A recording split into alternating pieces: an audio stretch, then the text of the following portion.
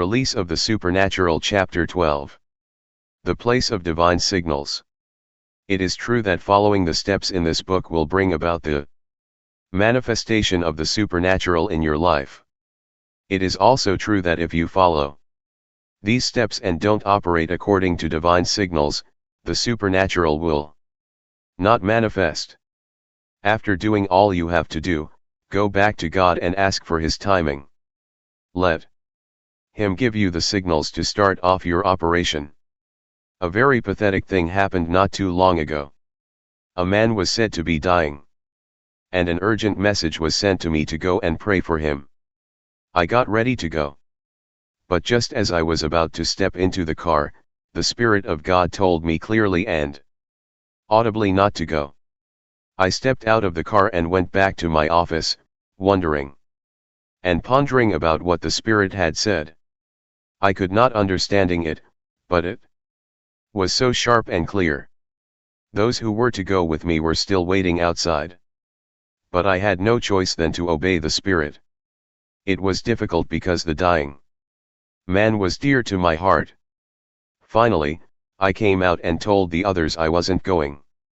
Another man of God, however, went ahead to the hospital and prayed for the dying man, who still gave up the ghost after the prayers.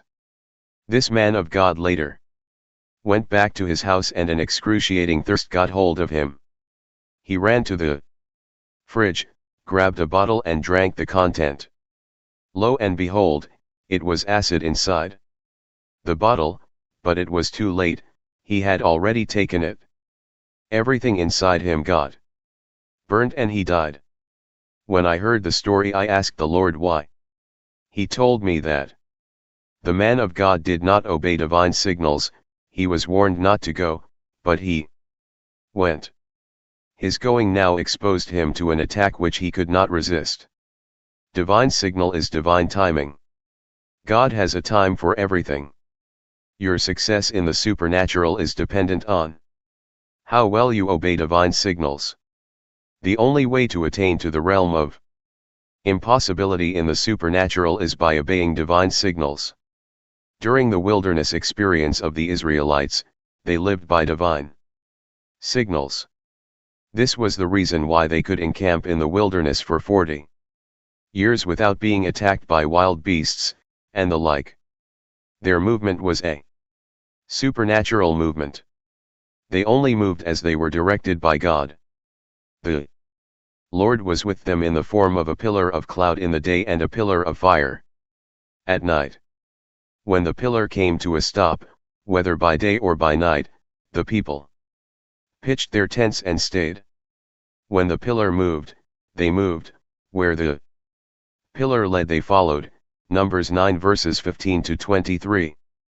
This was God's way of leading them. The pillars were their signals. Your walk in the supernatural can only be complete when the Lord leads you. When you act as directed by Him. Psalm 23 verse 1 says, "The Lord is my shepherd, I shall not want." When the Lord leads you, you shall not lack the supernatural. A miracle backed up every step Jesus took. He knew no impossibility during His earthly ministry because He always obeyed divine signals. When it was time for the Feasts of the Tabernacles, a very important feasts in Jewry, Jesus did not rush to get there. He did not tell himself, "Oh, this will be a very wonderful opportunity to preach the gospel." Unfortunately, this is what a lot of Christians do. They hear about a gathering and they rush there to minister without first ascertaining the signal from God. Jesus was pressured upon to go, but He didn't. He waited for some days before He finally went there. John 7 verses 8 to 10. His obedience to divine signals was the secret behind the success of His ministry. He always knew when to move, when to walk openly and when to walk secretly, when to escape and when to remain.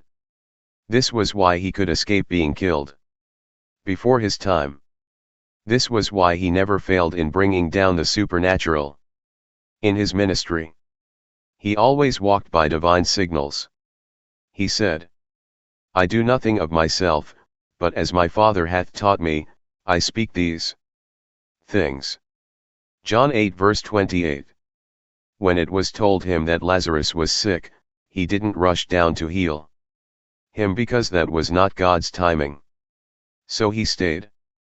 Jesus loved Lazarus. The message sent to him stated, Lord, behold, he whom thou love is sick. John 11:3. It was obvious to all that he loved Lazarus, but this did not make him to brush aside his Father's signals. He stayed 2 more days until the Father said he could proceed. He went knowing full well that Lazarus was already dead. And the glory of God was manifested. The supernatural followed him, and that had been in the grave 4 days was brought back to life. You shall not want as he leads. When the Lord leads you, you shall not lack anything.